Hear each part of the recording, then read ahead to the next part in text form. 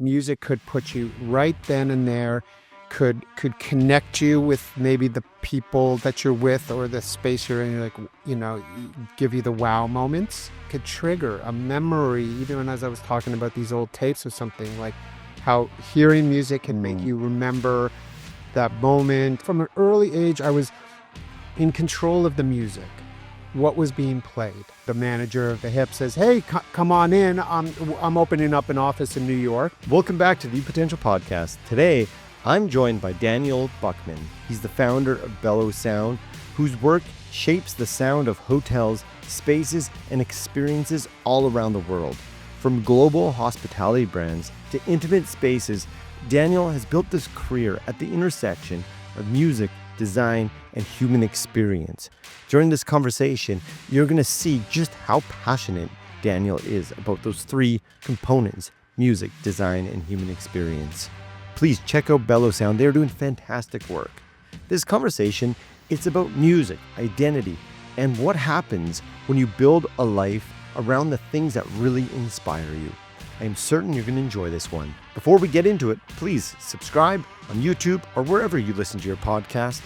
And now, I hope you enjoy this fascinating conversation with Daniel Buckman.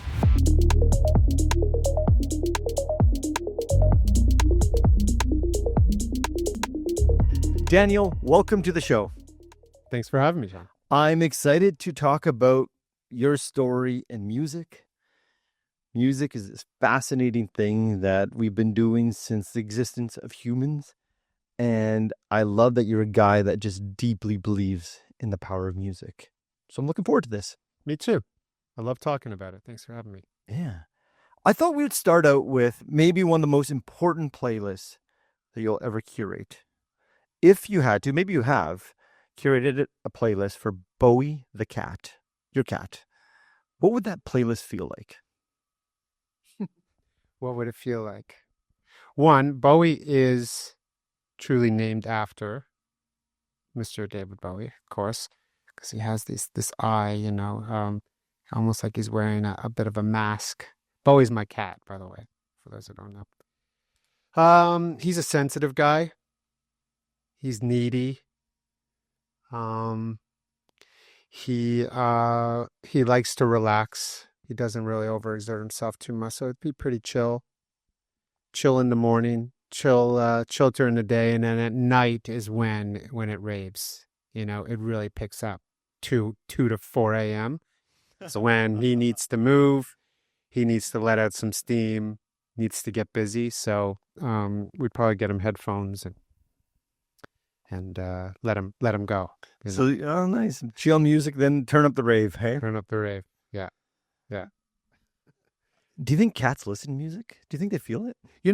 I actually watch because Bowie's got a bed right beside my desk in my office, and he sleeps there all the time. He's there, and I've got my system, one of many, and I watch him a lot on some to see if some of the frequencies affect him, but they have that intentional hearing where they can block it out. Yeah. And it doesn't seem to, I can crank it.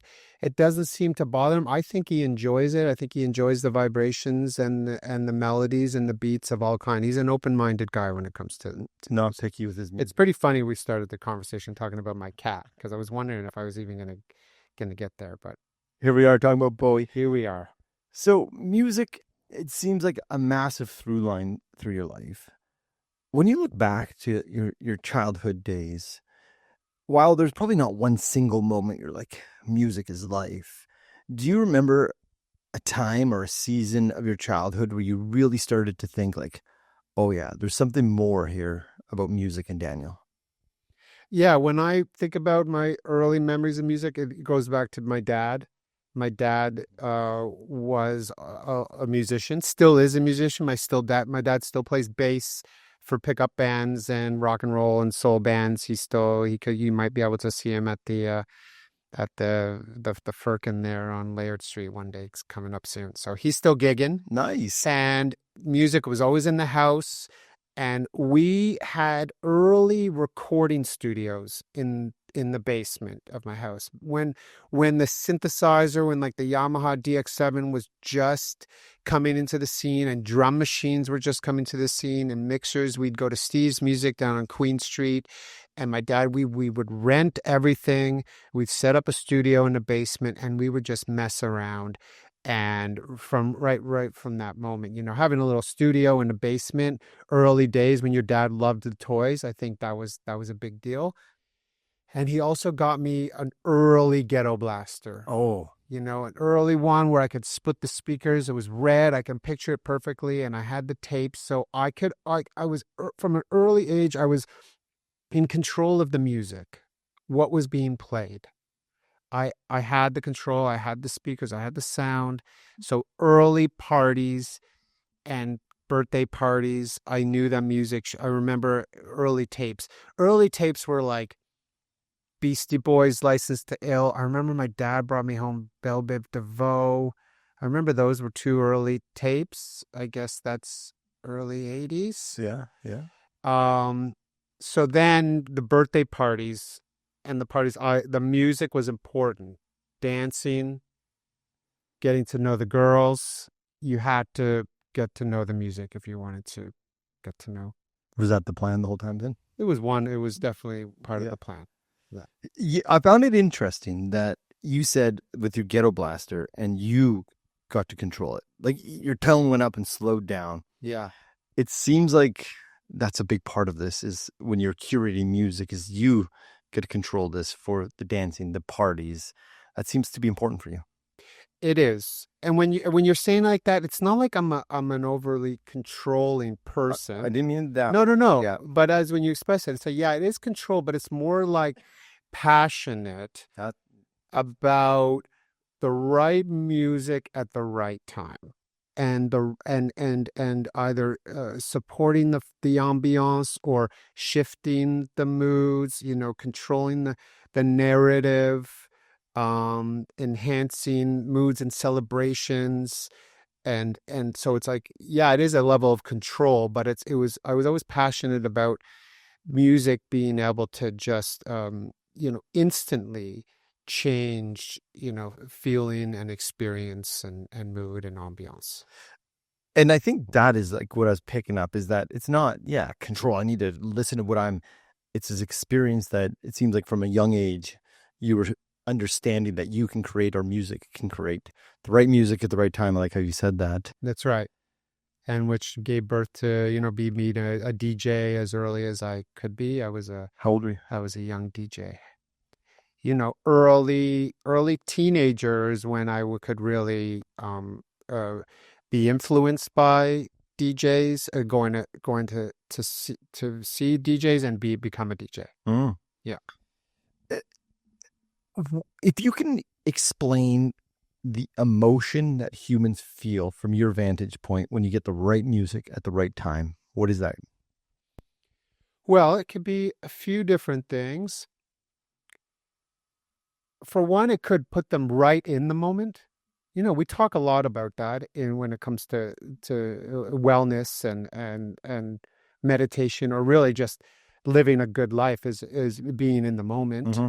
So I think music could put you right then and there, could connect you with maybe the people that you're with or the space you're in, like, give you the wow moments. So there's those feelings. And then there's also the feelings of, oh, it brings you back. It's amazing, right? What it could trigger, a memory, even as I was talking about these old tapes or something, like how hearing music can make you remember that moment, the festival you were at, that time with your friends when you were dancing or slow dancing with your wife for the first time. Mm-hmm. So it's amazing that it can trigger memory. So you can and it can do all those things. It's amazing, and it's like out of the filing cabinet of your brain instantly as soon as you hear a couple beats. Yeah, it's pretty remarkable. You talked about your dad, and he's constructing this environment of the studio in the basement. What's the bond like with you and him? It seems like music probably really created a father-son relationship. Yeah, it did. I'm lucky, amongst other things, but music still. We can talk bass lines.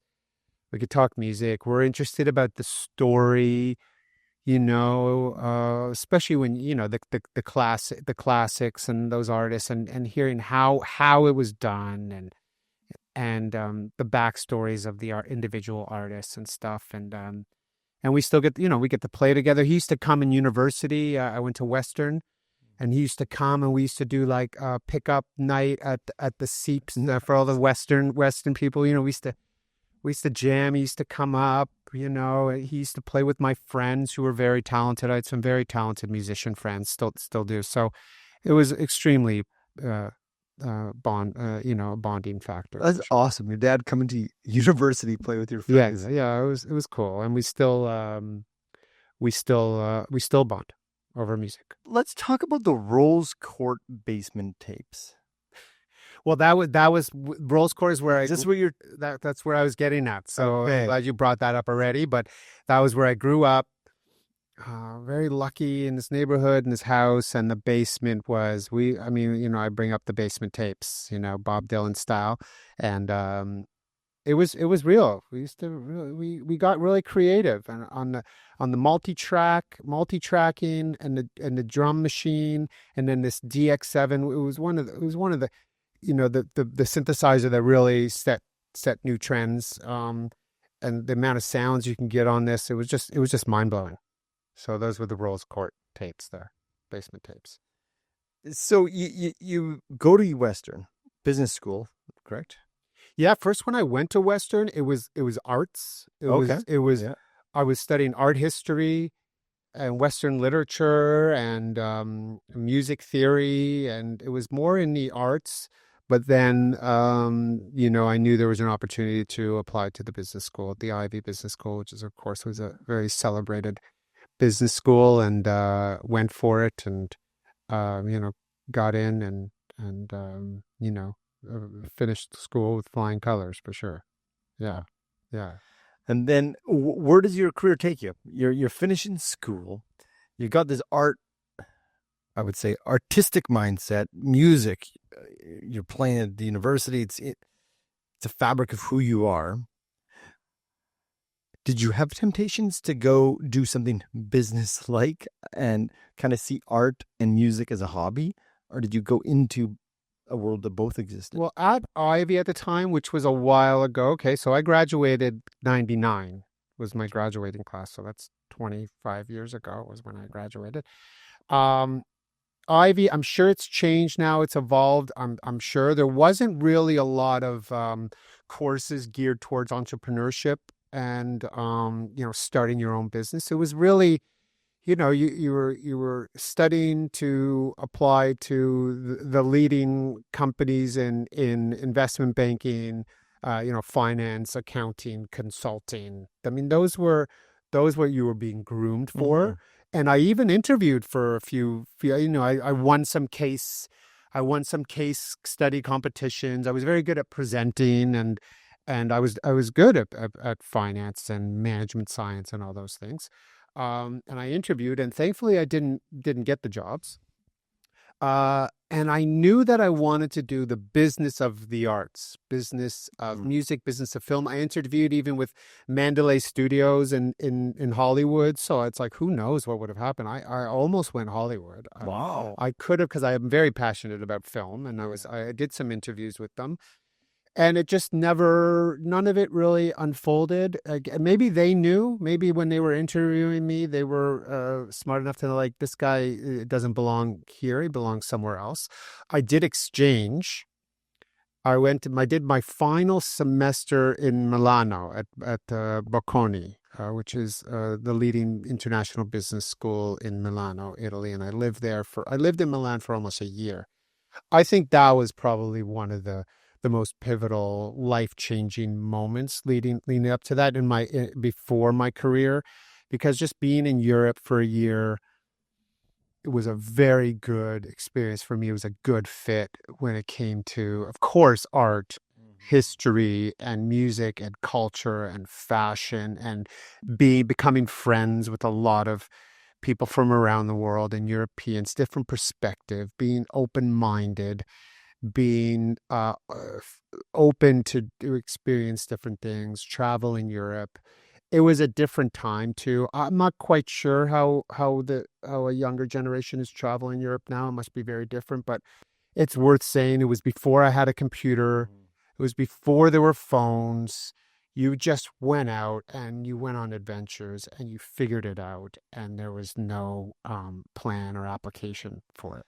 So I think that was a big deal, and I knew coming back from that, I was like, okay, I'm confident. Business school just taught me to be confident, confident in my skill set, in my ability to communicate, and understanding that everything is business. I know it's like a cliche thing, but I mean, what isn't a business really? I mean, how does it work, and how is there a future, and what is the model? So what I did is, I remember I got home and I came to Toronto and I went to the bookstore, okay, because I wasn't Google searching anything. I know I sound like an old guy saying that stuff, but to anybody listening, it was like before those times. And I got a directory of the music industry in Canada. It was literally a directory of companies, all sorts of distributors, labels, publishers, and I would literally just call, and I would network that way. I would be like, hey, this is who I am. What kind of opportunities are there? And then I happened to stumble upon the management trust, which perhaps I forget if I really knew what the management trust was, but I called, and the receptionist took my call and put me through to Jake Gold. He took my call. He told me later that he took the call because he thought it was a different Buckman, like there was a Buckman in construction, or, some other Buckman that he thought, it was like, some Buckman's calling me. And he took my call, and Jake Gold, at the time, the management trusts were managing the Tragically Hip and other icons of Canadian rock, The Watchmen, Big Wreck, Headstones. If you were a rock and roll fan, which I still am, and all my friends were, those were big names in Canadian rock and roll, and the Hip were just, they still are. I mean, me and my friends, they were especially such an important band to us. Their music, chords, poetry, the songs, how we'd sing them together. We'd go see the Hip anywhere and everywhere. We listened to the songs thousands and thousands of times over and over again, each time sounding just as good. So all of a sudden, the manager of the Hip says, "Hey, come on in. I'm opening up an office in New York," because it was when the Hip needed to make it happen, right? We thought everyone needed to happen in the U.S. And he brought me on. He's like, "Oh, a business school guy wants to come work for me." So it was Jake and his number two, Shelly, and I worked at the office for 2 years. That was my first experience out of school in the music business kind of thing. In New York? No, Oh. I was in Toronto. It was in the Toronto office. He went to New York, so okay. they needed some more help in Toronto. The office, ironically, was right above Steve's Music, where we were renting all of our equipment back in the day at the Rolls Cart tapes. And it was right above, and it was Queen Street when Queen Street was a little different than it is now. It was a little bit more rock and roll, I should say. The Horseshoe Tavern across the road where the Hip would play their secret shows, and the Rolling Stones would play their secret shows. Yeah. Thankfully, the Horseshoe's still around, so it's still, an institution, thankfully. So I was pretty lucky. I was pretty lucky to then get a job working with Jake. You did pick up that directory, though. I did pick up the directory, and I honestly went company by company, just being like, this is who I am. This is what I'm interested in. What do you got? Yeah. And someone happened to pick up the phone and said, come on in, and very lucky. And Jake was a good first boss. And we're still friends. Nice. Yeah. Fascinating. So many interesting parts here. I just saw my yearly wrap on Apple yesterday, and of course, Tragic Hip is always on there. I know, it's still on mine. Yeah. And it's interesting. So when you're listening to the Hip, I don't know which is your first favorite album right now, because I go in different cycles. Yes. But I find I'm just thinking about those moments, Yeah. you know, This is where I heard, you know, where I what my favorite time when I saw Fully Completely live, or what shows, or it's like it's weird what goes on in your brain and your memory, but it's a good place when it comes to the hip, that's for sure. I want to go back to the hip and what that experience was like, but I do want to go back to Milano. Even as you're telling this story, you said that was a big inflection point. As you're telling this story, your eyeballs almost lit up. It seems like there was definitely a moment of significance in Milano. I'm curious if there was almost like a sense of like, oh, people get me, the world gets me, culture gets me. Because yeah, Milano is, you know, Toronto definitely has a cultural scene, but it's different in Europe, especially in Milano. What did that city, that experience, that culture teach you about music being an art form? Well, to your first point there, when I was there and I was young, I don't think Europe got me. I think it was a place where I was like, oh, I need to understand, I need to be inspired by this, Okay. Yeah. rather than the Europeans got me. But I was like, there were, you know, it was more like I was inspired by the club scene, dancing. It was also a very good time for music. We were very lucky. We still are. So I say that carefully because I find I repeat myself a lot when I come to that. But music at that time, when it came to also the influx of like new club music and DJs. I remember that was a time where I was like listening, when I was going to see Fatboy Slim kind of thing in the clubs for the first time, and the Chemical Brothers, and we went to a festival in Werchter, and it was like it was the first time like electronic music was on the main stage, you know, before Metallica. Maybe it was Chemical Brothers, and it was like, whoa, what's going on here, kind of thing. So, and it was music videos. So in Italy, you know, they were all, you go on a TV and music videos wherever. So I think it was a very exciting time for music and party music and dance music, and the merging of different styles and genres. It was a very healthy time for music. So that was the year too, 1999. I went to the Love Parade in Berlin, which is at the time was the biggest rave of the world in the world. It was millions. I don't know what, I think it was 1 million people plus. They shut down Berlin, and it was it was a true just rave for a few days, all weekend.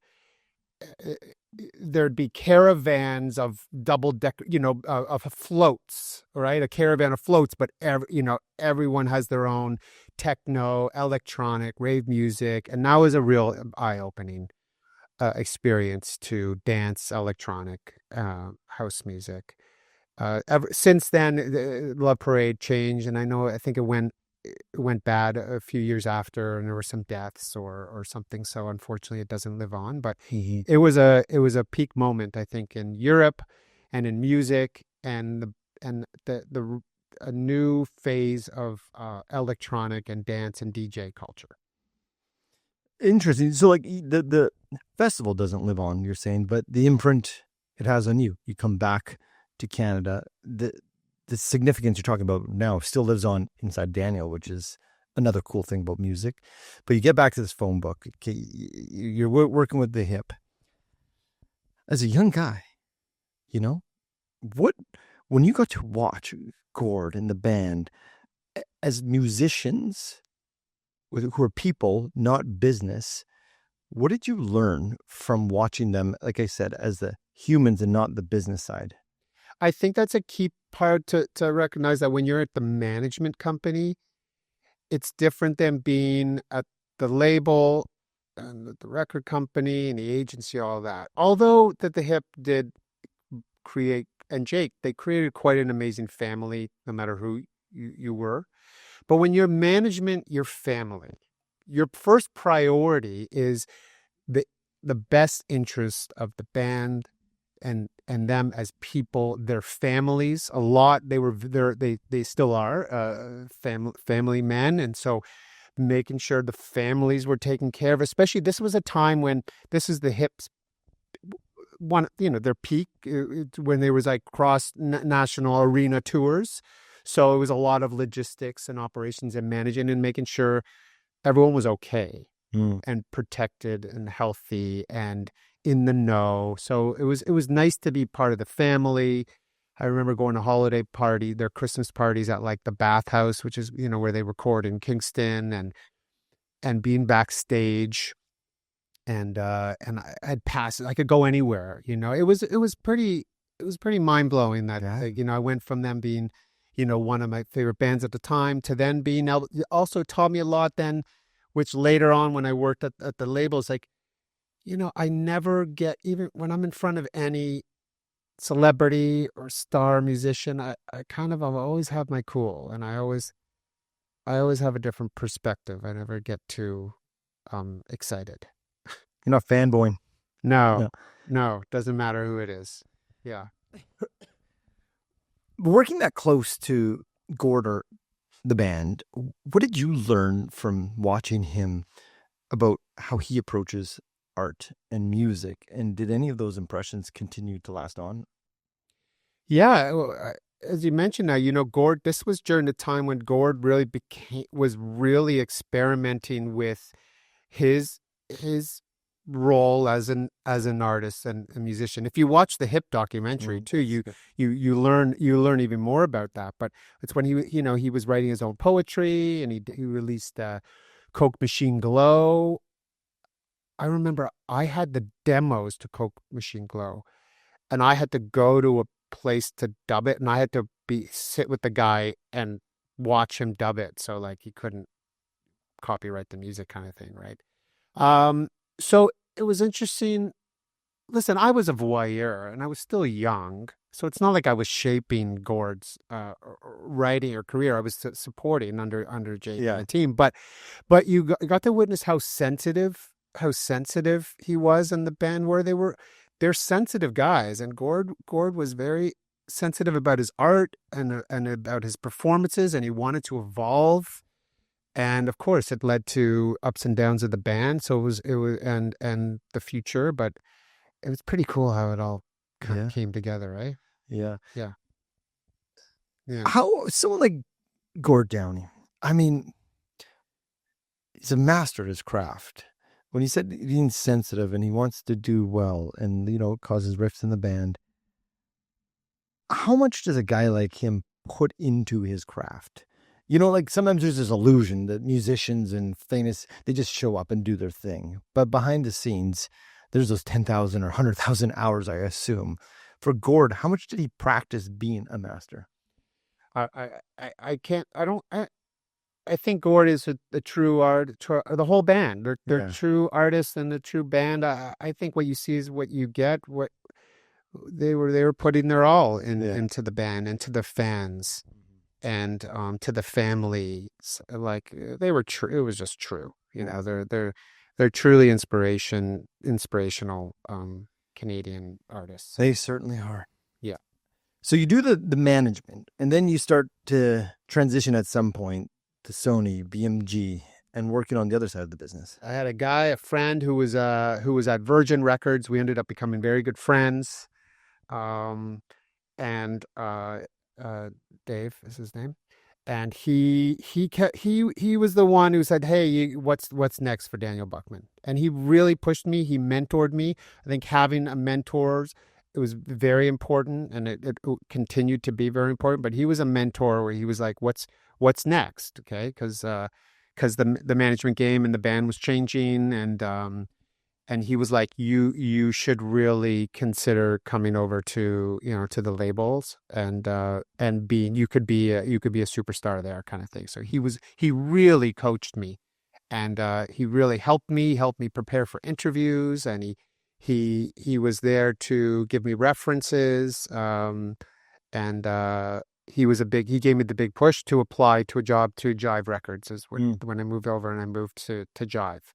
To do radio and video promotions at Jive Records, which is a pretty big change, because I went from I'm starting to DJ a little bit, working in Canadian rock and roll, and then there's an opportunity at Jive Records, which at the peak I move over to Jive, and that's Britney Spears, Backstreet Boys, and NSYNC, right? That's jive. Going to pop. Mega pop, right? Like next level, like pop takeover, like the world has never seen, the songwriting and the mega hits and CD sales at their peak, and tours starting to be, next level business. So it was pretty amazing going over to Jive Records. Those are some mega stars. Yeah, it was mega. So you come into this side, and it sounds like you're getting exposed to the business side now. Mega sales is the word you're talking about. Did you start to see that, hey, wait, music is a business now, and it can be approached that way? Sure. And I don't think I was naive to that, but I learned a lot about, one, my job was radio and video. So my job was to get Britney Spears' I'm a Slave for You played as many times as possible on radio. And obviously radio was a different force at the, commercial radio than it is now. There was pre-streaming, okay? There was no digital anything. It was just starting, okay? The Napster was just, was messing around on your friend's computer, taking 25 minutes to download a song. That sound, it's like music, dialing up the internet thing. So this wasn't a concern. Yeah. So we're talking. So I always knew, but it was like next level of promotion, and I was part of that beast of getting. I was in my incentive was getting videos and songs played as many times as possible on commercial radio, and quickly learning, seeing the good in all music. Like identifying how can I sell that to this radio music director of why this should be played, whether it was a mega, a Max Martin song or a mediocre song. I had to sell it, and I had to get behind it, and I had to get behind developing artists and some music that was a little offside, or the big hits. So it didn't matter. I kind of just understood that music, all music can be, sure, there's some bad music out there, but it was getting behind it and knowing how to sell the music. When you look at these artists like Britney Spears, when the business side gets in, and I understand that, they need to make money, the mega side, it seems to me from a complete outsider where you had an inside seat here, there's got to be this tension between the artist, like what my art is that got me here versus this mega stardom, this mega sales, selling more records. Could you start to identify some of that tension in these artists, or were you still just young guy just trying to get it on the radio? No, you certainly saw it, especially as some of these recording artists wanted to write their own material or do it their own way. Especially, I think, when it came to like the boy band stuff, you see these young guys who wanted to have their own voice and be their own guy. Maybe it's not even just an artist, just be their own person, right? Like have their own personality and answer questions in a true, honest way. I guess it's still in the pop world. You saw it with Justin, who then became Justin Timberlake, right? So I worked the Justify record, and that was kind of cool to see, because I know now, thinking back, you kind of giggle about it, but really, like at that time, him becoming an independent artist and having that album, it was a big deal. It was a big deal for me anyway, because I was like, when you're the promo guy at Jive Records, you just have to live and breathe it. Like it has to be important to you. You have to go home and be like, just Justin out, like that. It has to be everything, or else you're not gonna be the superstar and sell it. To be the promo guy, you got to be the guy walking in and being like, and then you also have the good thing about being promotions, like you always had something in your pocket. So it's like, I had tickets, I had contest days, I had backstage passes, or I could always sweeten the pot, to make it attractive. So the parties at home that you were throwing, were you then playing I'm a Slave for You? I was playing. I don't like to use the expression anymore, drink the Kool-Aid, because I've learned more about what it's all about, but it's still a good expression. I drank the Kool-Aid. You drank the Kool-Aid. I drank it. But But it was fun. I was just going to say, it seems like that was a good old time. It was fun.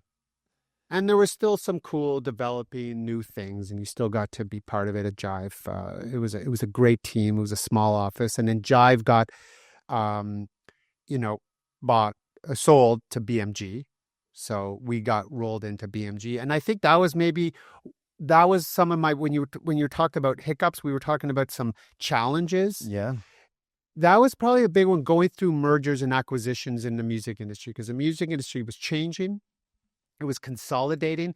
Right then and there at the peak was when the leaders of the industry and Clive, who owned Jive, is it Clive Calder, I think? If I got that name right.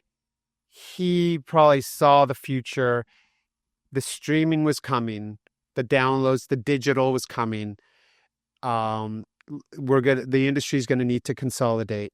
Cut some costs. CD sales are not going to be the same as they used to be, and that's for the next, until now, really was some big transitional period for the music industry, and especially for the majors and for the independent labels. And there was a consolidation, so that taught me a lot about, like, your job's only so secure, right? How do you navigate it? Did you have to start kind of, networking and making sure you're solidifying your position with the right people and surviving cuts. It's a very stressful thing in many industries, but the record industry for the past 15 years has been kind of stressful for a lot of people in the cost cutting and the consolidating. So Jive sold, went to BMG, and then BMG merged with Sony. It was Sony BMG, and then BMG dissolved into Sony. It was a Sony. So I went for the next 10 years. I went through a lot of those changes, and it teaches you a lot. Yeah, it teaches you a lot. How much change that is. It's a lot. It was a lot of change in like 10 years. When you look back at Daniel going through that change, I find it interesting when we look back in retrospective view. What strength did Daniel cultivate that you have now that allowed you to go through all that change? Yeah. I think I remained confident in myself, so confident in my strength, but you had to show it. You had to sell yourself. I was selling records, but you also had to sell yourself. So you had to sell your strengths and being like, hey, how am I valuable?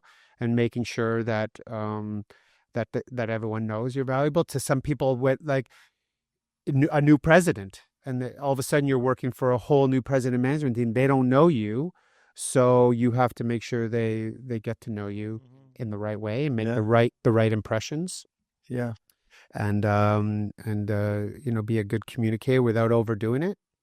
It's so interesting as I'm listening to your story. There's all these little breadcrumbs that, again, in hindsight, we can look back and piece them together. The basement tapes, music is becoming part of you. You're going through the record industry, learning from the hip, but then to the labels and trying to advocate for yourself. And it almost seems like you're not being comfortable, because if you're comfortable, the guy behind you is going to take your spot, or through merger acquisition, your spot might not be there. So It seems like there's this resilience part of Daniel. And I don't want to jump ahead too far, but all the right tools to build a company like Bellow Sound. It was coming. I didn't know yet. I didn't know the entrepreneur. I really, at the time when I was at Sony, honestly, it was a great gig, man. Like, I was really lucky. And also just as a music fan, like, okay, so yeah, I was radio and video, but when an artist was in town, it was my gig to be the first to receive them. I would be at the hotels to make sure they were good. You're meeting the artists. Yeah, I would often be the first person of the record company to go because we would work their promo schedule, their press schedule, so that they have interviews. Were they going to Much Music to do an event? Were they going to do radio? Were they doing a backstage meet and greet with the Sony people? I was leading that. I was making sure that my president was good and we were backstage and meeting him. So every artist that came to town, I was not only that, but then when the show was done, I often had to be the entertainment guy, like, hey, what do you guys, where are we going? Where do you want to go? Kind of thing. So you're going out with the bands. Yeah, everyone. Everyone. Honestly, worked closely with I don't know, Pink. We went out and had a great time. Worked closely with Beyonce backstage and Velvet Revolver. That was a highlight.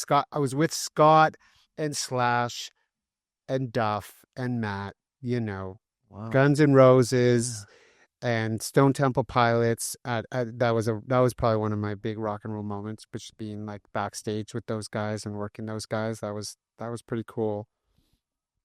And then just a lot of like,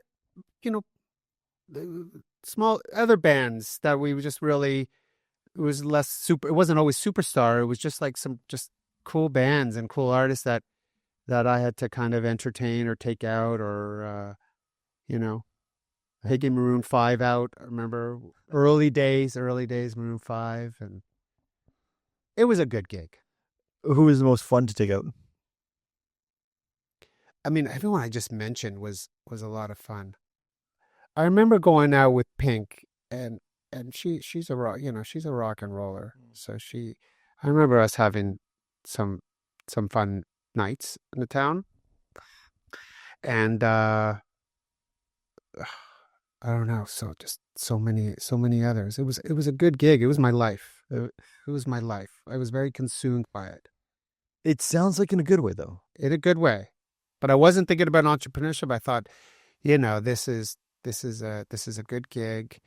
It was music, and I was passionate about radio and video, and but the industry wasn't. It definitely wasn't growing at the record company. Things were still being cut and slashed, and the office spaces weren't the same, and everyone was always wondering what's the future of the music business, especially because it was as the streaming services, the deals were just being signed with YouTube Music. How were they using the music, and Spotify was just coming into play, and it was an interesting time. Like, hey, are people going to be buying music anymore? Hi, it's Sean. I know I'm breaking into the conversation just for a moment. There's good reason. If you're here, it means you care about living with more purpose, more meaning, and deeper connection. And that's exactly what the You Potential podcast is all about. When you hit that subscribe button, conversations like this, the ones that challenge you to think differently and open to new possibilities, keep showing up to you every week. And when you share this episode with someone you care, you're not just passing along a podcast. You're giving them a chance to reflect, to grow, and maybe even to reimagine what a good life can look like for them. So please take a second, subscribe, share it with a friend. Let's spread the conversations that truly matter. Now back to the show. Geez, 25 years ago, that wouldn't have been thought, but Yeah, how quickly it happened. it happened very quickly. So you're a young guy doing this. I can't imagine hanging out with your buddies who aren't in the music industry being like, yeah, I just hung out with Pink last night, Slash on Thursday night. It's like you said, it's your life. It's a music lover's dream, but maybe all dreams come to an end. Yeah, you think it was your be all end all, but as on my final years at Sony, my final year especially, I did already start Bellow Sound. I registered a company, which, by the way, was very inspired by my time in Italy. I had a roommate when I lived in Milano. He was from Como. And we'd always be out together, and we'd always be listening to music, and we'd be in the car, or we'd go to the club. And his name's Corrado. Ciao, Corrado. And he'd always be like, Daniele, bella sound, bella sound. He'd always be like, this is a good song, beautiful sound, beautiful sound. It is Bella Sound. So when I came home, I knew I wanted to register that company name before I even knew what the company was. So I made it masculine, Bellow Sound, but that's it. It's inspired by by Italy and my roommate and beautiful sound, and I registered Bellow Sound, early on. Wow, Yeah. that's incredible. So you started raising it before you knew what it was going to be. Yeah, I did. And I think what it was, as I explained, when I was in the nightlife scenes. Like I would take the artist. I'd have to know the new restaurants Right. that were happening, and then the new clubs in Toronto. And if I was taking Usher, we'd go. We had a couple fun times with Usher. It was Usher's peak, right? Confessions. So I had to know where, if Usher wanted to go out tonight, where we were going, would they take care of us? Is the table ready? Yeah. Transportation, that was my role. So I was connected with young entrepreneurs in the city who were in the restaurants, who were chefs, the clubs, nightlife, also like fashion. If I needed to call a boutique, stay open. Or I remember Scott Weiland, he actually came to me. He's like, I'm not doing this interview. I want to go shopping. I knew where to send him. Someone was waiting for him, So I was connected, and then I would always have music. I would be piecing off because it was still CD. I'd always have music in my trunk, right? Yeah. People still love getting CDs. Yeah. People still love getting. So I was placing music and nightlife and hospitality, and then I knew like there's something going on there, like giving and playlisting and music and nightlife. It's like third party partnerships, but it's kind of loose. Like it wasn't like there was agreements there or anything. We were actually, it was when the labels were starting to sign 360, like merch, branding agreements. So it was like that kind of a mentality. And then I started DJing. A local spot in Rosedale, which is where I was living. I still live there. Called Le Petit Castor. And for those who are watching who know, they know. It was a legendary local bar in Rosedale, but I was DJing there for 2 years, and it was just debauchery. Like it was just a bit of a mess, but a great moment in time. People would come and just act inappropriately and just be dancing everywhere and fooling around in the basement, and a lot of cheating going on. Sorry, but it's true. But it was a fun moment, and I was the DJ, and I was mixing it all together. Everything, hip hop and electronic and old 80s and retro. And I realized like that's where it was like the open format thing for me. It was like, listen, it's everything mixed together, put it together, create a memory. And ever since, really, that's the type of DJ I've been. But that's where I'm like, I was starting to get paid as an adult, Right. As a DJ again. Yeah. So, the DJing, the music placement, and I started Bellow Sound as I was still at Sony. Then I started doing some big charity events. I was being hired as the DJ, and I'd be in the paper I was on the editorial on like Daniel from Bellow Sound was the DJ. And I think and my head was kind of starting to get there. I'm not exaggerating, where I invited some people over to my place. Steve Fernandez was one of them, he was at Sony for a long time. Steven knows him well, and he's now composing and doing meditation retreats and sessions and stuff. Very interesting guy, and a creative and a great DJ. Still one of our Bellow Sound DJs. He came over to write the business plan with my then business partner, Peter Ralphs. Peter was an older gentleman, a Brit, the coolest guy in the room. And we slowly decided that we were going to start a business together, and he started Bellow Sound with me. We were in my kitchen, and we wrote it on a piece of paper, the concept and the business model of Bellow Sound. And it was probably a few days later, I got called into my boss's office, and surprisingly, he let me go. And so I got, let go from Sony. Everything that you created, all those parties, Everything. gone. I couldn't believe it. I was in tears in the boardroom. It was a big shocker to me. I wasn't expecting it. The first time I'd ever really been let go like that. So many things as a young professional go through your mind like this. Like, I can't believe it. Like you said, this was your life. It was my life, and you want to say so many things, and you're emotional, and you feel it in your stomach, and you're like, what am I gonna do? And really, you think things are coming crashing down. And they did for a little while. It was a short while, but it was heavy. But it didn't take me long to be like, I took my severance, I took the notice, and I went full steam ahead with Bellow Sound. Yeah, I thought these inflection points, all of us in our own stories, journeys of life, we have these moments. And I think how we react is a big part of defines the next chapter in our lives. You said a lot of things racing through your head. Mutual friend of ours, Stephen, Yep. he shared with me, I don't know if you recalled this, but you sent him a text at that time that said, "Don't count me out." Did I say that? Yeah. Don't count me out. Don't count me out. So here you are, Sony. They let you go, everything, your life. Yeah. But you somehow inside of you, you sent him a text that says, "Don't count me out." Yeah. Where do you think that was coming from?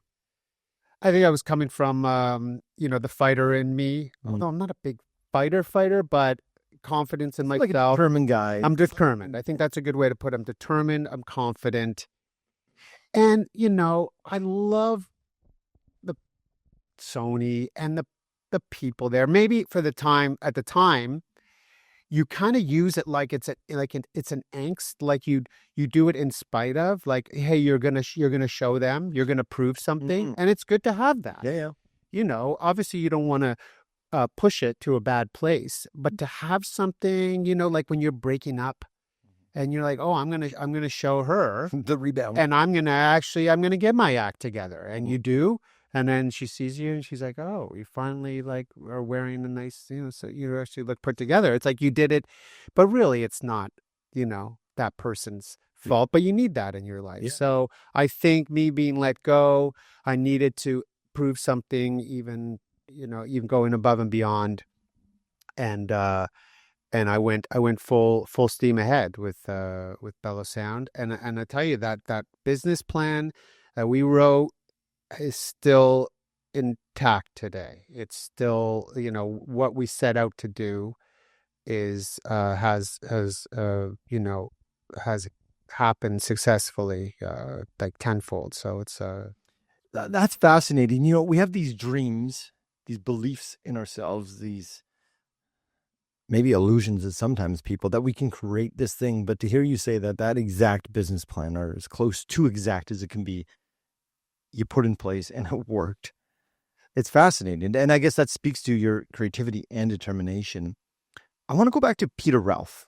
I understand he was a really significant mentor, partner in your life and has since passed. yes. What do you think he saw in you? This old Brit that sees it. I say old Brit. I mean, he was when he passed, he was I think he was 66. So I met him there. He was almost approaching 60 when I met him, but I was younger, so he was almost twice my age, I guess. Twice your age, and he's going to go in business with this guy. Yeah, he was just so cool. He was well dressed. He was a gentleman. He was a good listener. He was so intelligent and knowledgeable about just facts about just people and culture around the world.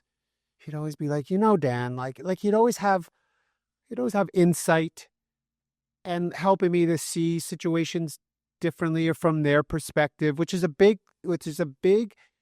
something I try to instill on my team a lot, like trying to put yourself in your client's shoes right now. What are their objectives and priorities, and why are we getting that kind of response, kind of thing. So he was very insightful that way. And he was just the coolest guy in the room. And he'd go to all the parties, and he was well traveled. And he had a place in Miami. He spent a lot of time in Miami. He had a place with his wife, Christine, who was also, as an aside, my best friend. Like, they were both my best friends.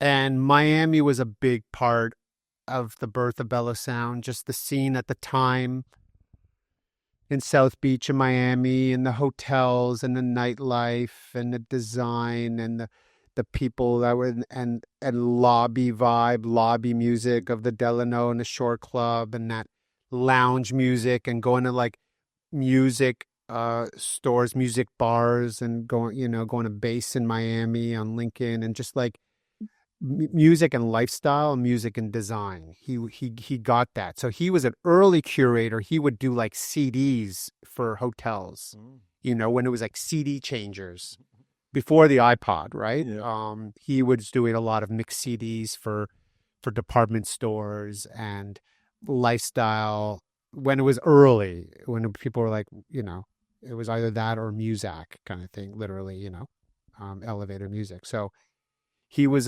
part of that. He had a lot to teach, and he was just very supportive.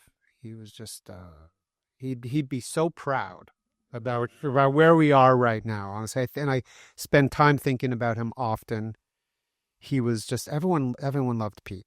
Everyone loved Pete. He was so cool. If he could, what would he say to you now? He'd just be so proud. He'd be like, he would have said, "I don't count me out," kind of thing. He was just, he was just full support. Anything you needed, you called Pete. He was there for you. He'd rant. He'd go on his rants about the systems or, politics or the city or Sounds whatever. like a true Brit. He was a true Brit. Yeah. Come over, he'd bring his tea. So when he passed, it was a big deal. Yeah. Yeah, it was the first time in my life I had someone so close to me pass. Never mind a partner, and it was a big loss. It was a big loss for sure. Yet another change for your evolving story. Yeah, Navigating the sea without your partner. yeah, But here you are, making him proud. yeah. I read something about Bellow Sound, and I don't know if it was a quote from you or Peter, or maybe the internet led me astray, but I thought it was interesting. It was, what if the soundtrack mattered as much as the furniture and lighting in like a hotel in a place? Was that you guys? Yeah, we were very I love design.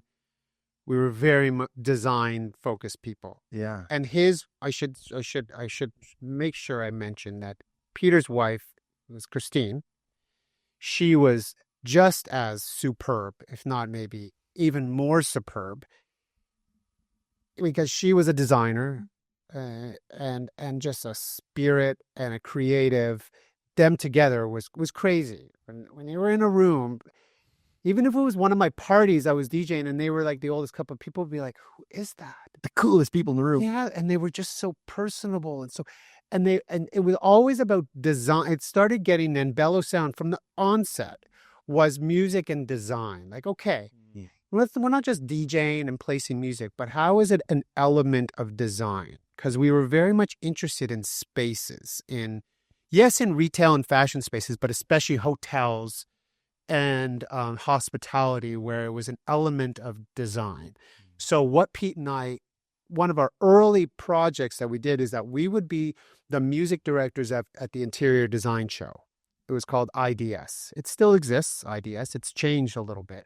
But we would set up a booth, a trade booth at the design show, and we'd be right at the front, and we'd set up and that's when we started investing in Bellow Sound, like aesthetics and design and branding. What would a trade booth at Bellow Sound? We had great sound. Like some years we had Bang & Olufsen, or we had the Acoustiques, so like hi-fi sound and design, and we'd just play music for the show.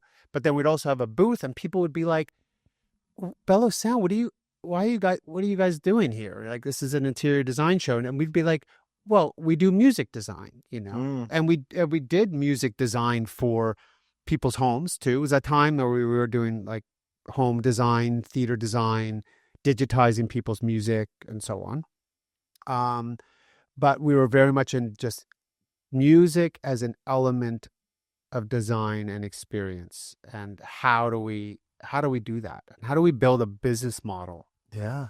providing this service as experts, as your designer? If you're hiring your interior designer, are you also considering budget and resources to your music designer? It's so fascinating that, like, I could go through so many different interior design companies where I'm from in Edmonton. Not many of them are going to talk about the music design, yet it evokes this sense that is just so imperative to our sense of being. It's really neat. You guys built a whole business on this. Yeah. Yeah. To us, it was obvious. So it became an education thing. How do we educate? How do we brand it in a cool way? How do we build service model from it? How do we monetize this in a way that makes sense? But right now, it took us a long time, but I think we're there now, considering the volume in our list of clients. So it took a while. It was a little 2 steps forward, 1 step back, but we were able to demonstrate and prove that it's a very cost-effective way to make a direct and quick impact to your client's experience and the experience of the space, or your business. Yeah. How is music integral in your business? Let us come and help to harness it. So we're now consulting on the soundtracks, music soundtracks in spaces. We're consulting on sound system design, audio networks, and how music is distributed and managed. And then, of course, in a live context, how then, when you have DJs or musicians or activations or launches, how can you do that in a live setting? So that is really the Bellow Sound business model, the funnels of the business. It's fascinating. Just, you're a guy who loved music from those basement tapes. Now you're just designing a whole life around it, and it's working. Yeah, it's working. For anyone who starts a business, listeners who've been down that path knows that there's moments of uncertainty. There's moments of like, oh shit, is this going to work? Some of those early successes everyone remembers. 2009 Four Seasons TIFF, was that a indication that some of this is starting to work? Yeah, I put that on there because I was still a DJ, Bellow Sound. We didn't have a lot of big clients yet, and I got hired, thankfully, from Alex and Mark and Hani. Those were the 3 guys who are still out in the industry doing some amazing things at the Four Seasons, the old Four Seasons Hotel Toronto. So it was in Yorkville. It's now a condo, but it's not where it is now. Gone. It's gone. Yeah, it's the old spot in Yorkville on Avenue Road on the corner there. It was an institution, and I got hired to DJ out on the sidewalk during the film festival too. Okay. And at that time, film festival, it was all about Yorkville. Yorkville would basically shut down, and people would just come out, and that's where the Hollywood would be.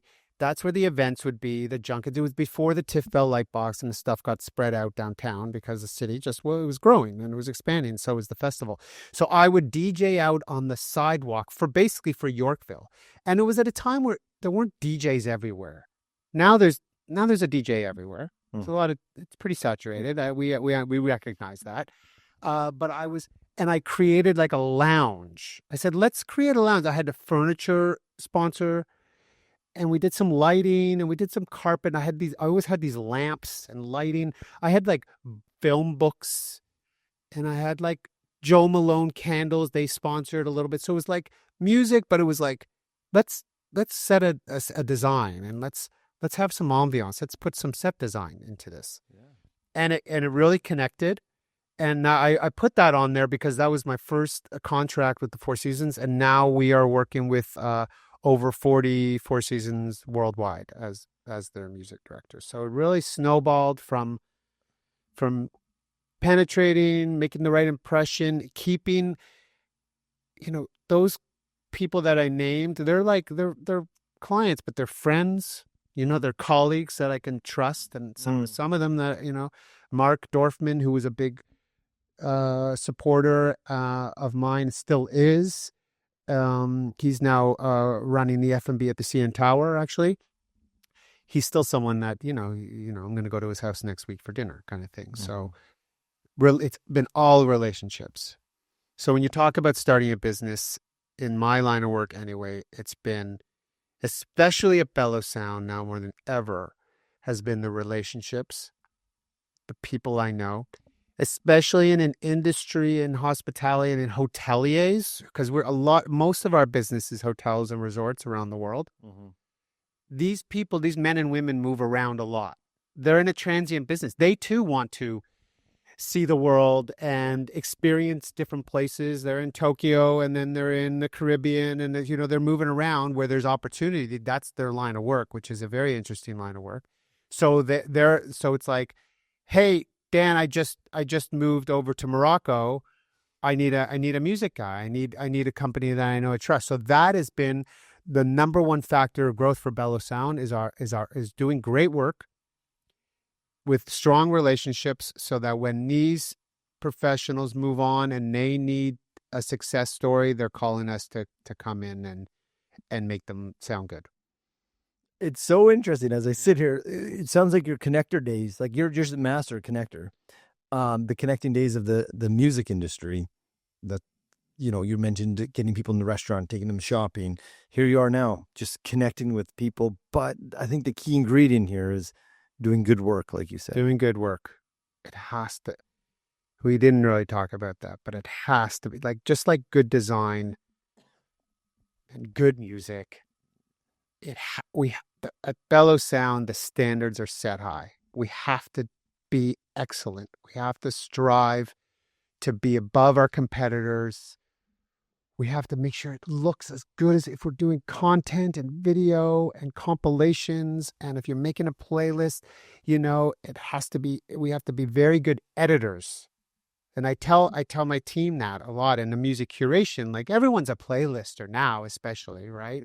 We started at a time when it was becoming, but now with the streaming, it's very accessible and everyone can playlist. But it's the key it was specifically on playlisting is being a good editor. What are you cutting? What's on the cutting room floor?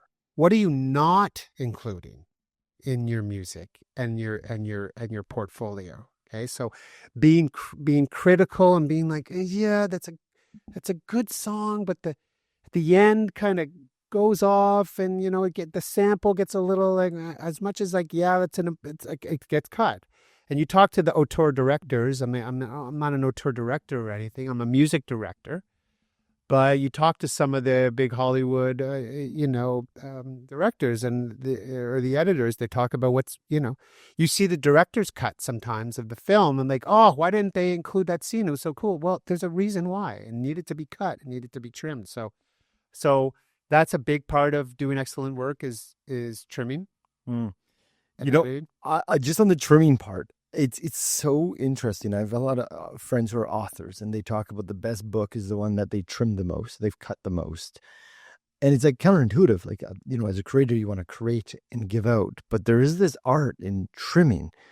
I'm a big Springsteen fan, and Darkness on the Edge of Town, I think they had 100 songs and they brought it down to 12. Yeah. And how do you teach your team that? One, I'm very clear on it. So I think at first it's a little abrupt to them with that maybe I get a little critical or I get a little short. So I think I caught one out of the gate, just being like, okay, that's good. I cut, because I still review a lot of work, not all, a lot of the team is excellent. So I shouldn't say I'm always, but when I do, I often am cutting. So I think they saw, and I have to explain myself. Sometimes in music it's tough, because it's a subjective thing. So sometimes you can't always pinpoint it. So in Bellow Sound, we had to get better at breaking down music and elements of audio that not sometimes it's just a feeling. It's don't you feel like This record is a bit more of a nighttime thing. It's in the lyrical content or the mood or the melody that it doesn't belong in the morning kind of thing. So it's done through education and repeat and being direct, and then everyone finds their own way to be critical. As a leader of a successful company like Bellow Sound around the world, it's phenomenal, on a thing that it's pretty personal music, like you're saying, it's a feeling. How do you navigate this like seemingly tension between this is like Daniel's feeling, Daniel's intuition that has gotten you success, the proof is in the pudding, look where the company is, with also bringing on board, because you can't do everything, someone else who has their own way of being or creative sense? It's a good question, and as our team expands, it's something we still deal with on a daily basis, and that's okay. I guess I'm trying to learn better to create a space where you can have those dialogues and communicate, a safe place for creatives, so we can get heated sometimes, but we know that it's okay, and we're talking about music and space, so we put it all in perspective. As a DJ, it's different, because as a performer, you're on your own there, and you're going with your gut, and you're, it's a different thing when you're a live performer, but I guess that you get the feedback after the fact. But programming is a little different, because these programs like can be playing for years, and you're refreshing them and updating them, and it's different, it's subjective. So one, making sure you can express yourself is important. Okay, express, and we if we want to fight for certain direction and selections, then you do. But I think when people are hiring us because we have a certain aesthetic and we have a sound, and we do have a certain approach, but they're also hiring us to do that but represent their brand. And in order for us to do that, I think it's making sure we get clear. We really focus on trying to get clear direction out of the gate on a project, just like a design firm would or an architect would, right? So making sure we gather the collateral, we're interviewing the decision makers, we're learning about their brand, their clientele, the demographic, breaking it down. We're doing music briefs, we're doing samples. We have a whole creative process and workflow to then finally developing soundtracks and schedules for our clients. Daniel, you strike me as a very, I say this with admiration, meticulous person who has a vision, back to the business plan, that implements it. And the success shows for itself. This does not seem by accident. Bellow Sound. No, thank you. I don't think it's by accident, but I think I am kind of still going like month by month, quarter by quarter. It's interesting. Like, I don't have a master plan of what the future has, and I don't think I ever did. But you're right. There's a lot that set the core foundation of this company, and it is a sum of my experiences, and now it seems like there's a good foundation. I have a great team. I have great people on my team for a good first time. The team it's like beyond me, which feels good. It feels good that Bellow Sound is really beyond Daniel Buckman. What's that like to say? Your baby, you created. I like it. I like it. I know as an entrepreneur, but you have to get to that point. Yeah. I like being at the helm, but I like the idea that I'm at the point now where I've got a good team who are considering their future, and it could, with Bellow Sound, and how could they as professionals have a future here. So I like that. It feels good. I hate to bring up, I don't think I hate it. I probably like it. That's what I'm doing. I bring up another Springsteen reference here. Okay. But I remember in 2009 Hyde Park concert, he was playing Racing in the Street, and the street band just starts going off. And he just kind of looks back, sits over, lets his guitar flail down. He puts his arms. He's just like, it was almost like, you guys got this. He probably knew that long ago, but I had that image as you're sitting there, crossing your arms, being like, team, you've got this. Yeah, I think I'm getting there now. I hope my team would agree. I'm still learning to be a good leader and having more hands off. And I'm sure my team as creatives would continue to ask for more trust. And with that comes accountability. And so I'm learning. I've got an HR consultant who works with the company, and her name's Amrita.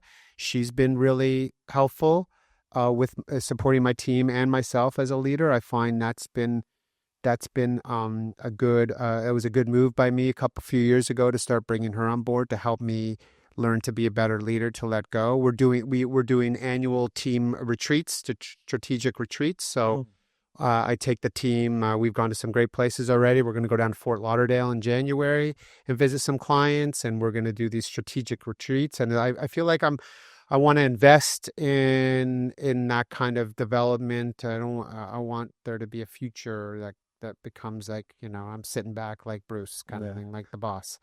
Back in the day, one of my first promo items I made were matchbooks for Bellow Sound. I made thousands of them. And it had the Bellow Sound logo. It was my Le Petit Castor days. And you flip it over and it said, you can't light a fire without a spark. This gun's for hire, even if we're just dancing in the dark. So Bruce, going back to Bruce. Nice. Well, as we sort of land this plane of a conversation, we have a lot of leaders, people who are creating businesses who listen.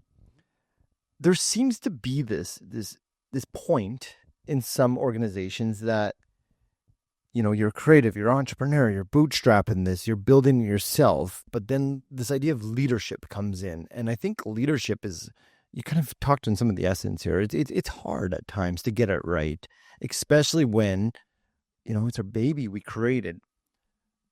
Based on your experience, and I know you said you're still figuring this out, what advice would you give either your younger self or listeners who might be approaching that point of like, I got to step back a bit and be a leader as opposed to be doing the work?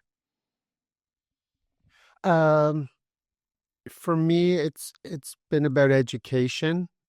I've done some reading on it. I could probably do more. I need to set aside more time for that, to put down the phone and the nonsense, and do more education and learning and reading, because there's a lot of great resources out there that I've been able to benefit from. But I think even me, as far as advice goes, for me, I think I could do better there. I expressed the having mentors. Yeah. Having people you can talk to, and I have a few of them. I have a handful of people that I could call up who are more experienced than me, or not, even just other colleagues and business owners or experts who I can rely on, just like go out with and say, hey, I've got some questions, so I need some advice, kind of thing, and getting that leadership. I mentioned my HR consultant and specialist. That might be different things for different people, but it's actually a professional who you have to invest some resources in, and time and money, and it's an expense for the company, but it's a sign of investing back into yourself and into your team. I think you have to demonstrate that you want to invest in them monetarily and in other resources. I think those are some. You seem to be a guy who also would lead by example. I think so. I lead by doing I think still doing the work and showing how meticulous you are. I was loading the van last night. Yeah, I did a big event at the ROM last night. I'm still up at 2 a.m. and helping crew. I've done it all. I've been the crew. I used to load my car in the van at night. I've done all the playlisting. I've done the DJing. I've done all the jobs, that my team are doing. And I still don't mind digging in and doing them all too. But I also have to let them do it without me standing over their shoulder. Let them grow. Yeah. This podcast really talks about people's stories. There's stories of bumps, bruises, like we talked about. But at the heart of it, it's these meaningful lives. And I can hear it throughout the whole through life of your story. It seems to me, I don't want to put words in your mouth, that you've lived a damn good, meaningful life. And it's been centered around this foundational aspect of music for you. The other part we do talk about is money. I'm curious, how has money influenced how you see yourself as a business owner and also an artist? And when I say it, not like what you do with your money, like how you save it, more so like how do you relate to money when you have these two dualities, business owners, but artists. And I say dualities because sometimes they don't always go together, but obviously they can. Yeah, obviously they can. It took us a little while to be able to monetize this, and I guess it had to begin with understanding your value, understanding that this idea of music and the way we experience, in a way, remember how we started the conversation, how it touches us emotionally, is really important. It's not important to everybody, but it's important to human. It's very humanistic, right? Mm-hmm. The way we and our body and our minds react to music and how it affects our well-being. More than any words can. I think so, but people then talk about poetry or talk about speaking. I'm not dismissing any other, but I hear you. Mm-hmm. Okay, music's top. Mm-hmm. So so being able to then offer a service that actually even helps individuals and businesses harness that's a valuable thing. Or just being a really good DJ and being like, even, I got to be honest, even last night I played an event. It wasn't a crazy party, but I was just more like curating and placing, and like a lot of people just came up at the end of the night and said, "Hey, I heard what you did there, and then I liked it." That is a valuable thing. So when it came to Bellow Sound and money, understanding that value and then being able to monetize that and charge accordingly for your time and for your skills was a big deal. And now we're at the point where we know our value, and because we started to recognize the return and identify the return. Now is the hard thing. What's the return on investment? Mm-hmm. For the Four Seasons Hotel investing X amount of dollars on these sound systems and these soundtracks? What's the return? It's not an easy thing, but we've been able to, it took a long time to generate that. And then it's like, okay, then what should our return be in the price for our services? And it took a while. And it's like with Bellow Sound, we've grown every year. We've grown every year in revenue and in profit. So that's a meaningful thing, saying, hey, we're doing something right. People are willing to pay. I think we've got limited resources. We can't do it all. Once we start spreading too thin, we're going to lose the excellence. Okay. Yeah. We do not want to be diluted. Yeah. So if it's limited time, limited resources, you need to charge your premium, and which is we have right now a desire to be, in demand, a premium music agency that is in demand and the people are willing to pay for. And you're doing it. And it feels good to be recognized for that value. We really believe that we're not just selling a product service that's kind of been, we found a niche and we did it, but we think it's meaningful. Yeah, yeah. And if you believe it's meaningful, and other people do too, then it's people don't mind spending the money for that. And then if it's done well, you pay the premium for it. So it feels good to make money doing that. Yeah, I feel like artists, there is this challenge. Like I gotta ask someone to pay for this, and especially when you talk about a premium service. Yet many artists, including yourself, there's decades of work, decades of reading, listening that went into curating those playlists. It's not just a playlist. And the benefactor of those are the hotels, are the clients. And obviously they're seeing that and must feel pretty darn good. It feels good. And as you're saying that, though, I want to be careful where it's like, I'm a creative and I'm a performer and a curator and a music director, but I myself am not writing and producing a lot of material. We represent a lot of people on our team are. Yeah. DJs, producers, songwriters, independent musicians, and that's a tough go. Mm-hmm. Like, that's a whole other, that's a whole other conversation. Mm-hmm. To make it and to make that money as someone who's actually making the original material. Right. We happen to be doing this business model where we're very good at, producing it and compiling it and delivering a service around it. But, we're still, we pay for it. Mm-hmm. I've always paid for music. Mm-hmm. Oh, we always purchase our music. We pay our music licenses. Yeah. All the background music we play, we pay our, the SOCAN and the Resound and in the US, everywhere around the world. And that's important to us because we know as the artist, that's a whole other life of the creative to make a living out of it. But do you consider yourself as an artist or more creative? I think I would say more of a creative. Creative, yeah. But when I'm DJing, sure, I'm a performer and entertainer. Yeah. So there's artistry to it. I feel like there's artists in this design of a room that you're doing. Less, sure. My daughter is an artist and she's 6. There you go. So what? I believe you. I want to go back though before we end here to the basements. Yeah. Jamming with your dad. Yeah.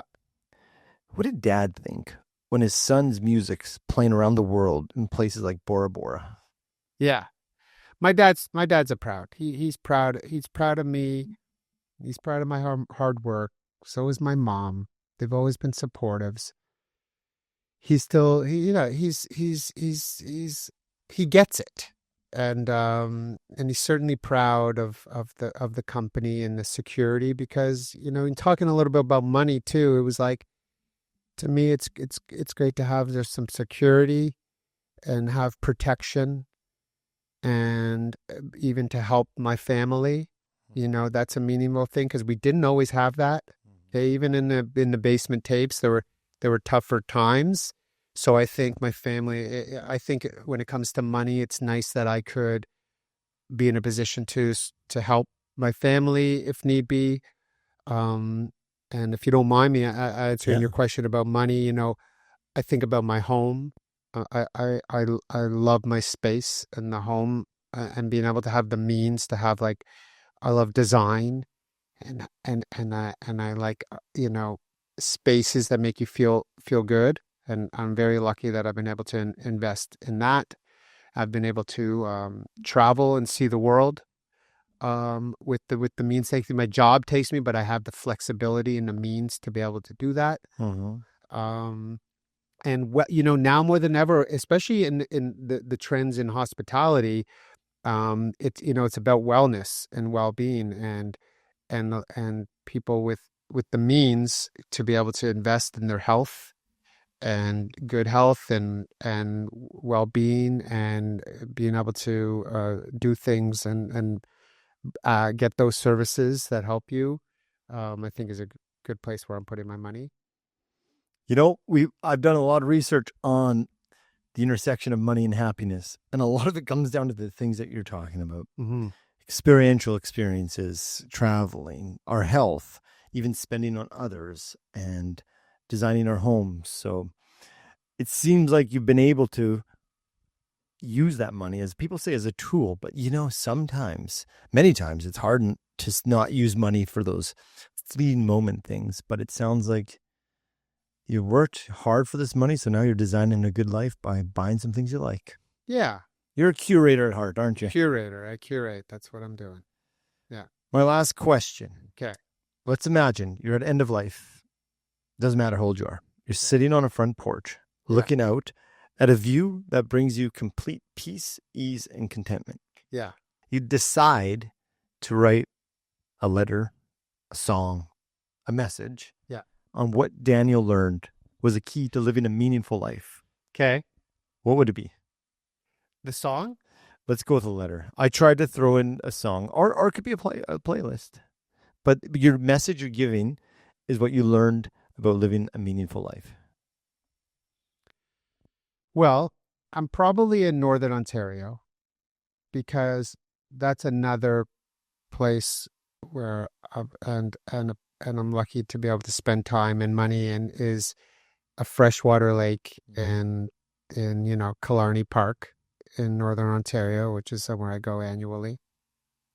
Looking out, sunset, fresh water, got off canoeing or fishing or something, and acoustic guitar, and probably I'm probably hearing Neil Young in my ear, and probably trying to replicate something very simple, very simple, and and sharing gratitude. I think I'm lucky. I'm lucky. I'm I'm grateful that I could recognize that I have gratitude. Yeah. I'm lucky that I'm lucky that because I know it's not as easy for everybody, and it's not their fault. But when I talk to people are like, "You're lucky," and I'm grateful that I can recognize that. So that's the letter. I'm a guy who loves the lake.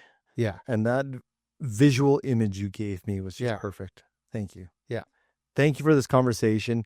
You are an awesome dude. Thanks, dude. Bellow How are sound. you? I dig this. It's fascinating for people interested. I know there's some playlists. I was jamming to some earlier today. If they're interested in the work you're doing, can they find you online? I mean, Bellow Sound, you search Bellow Sound and you're going to come across our website. We do have a free app on the App Store. It's like our radio station, Bellow Stream. It's very eclectic. It's world music. It's like all the music we're doing kind of around the world.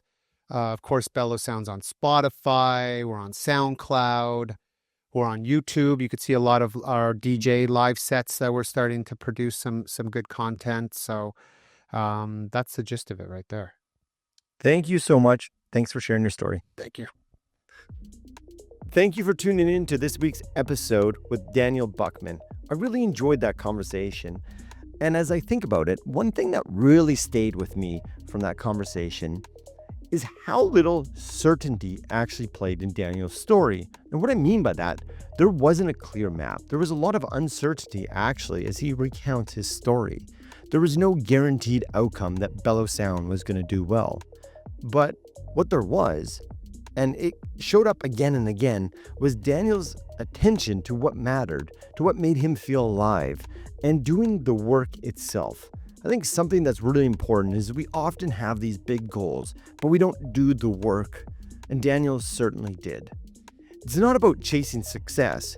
It's about doing the things that kept pulling him towards his biggest desires, and now you can see he's enjoying the benefits. And I think that's worth sitting with, that thought.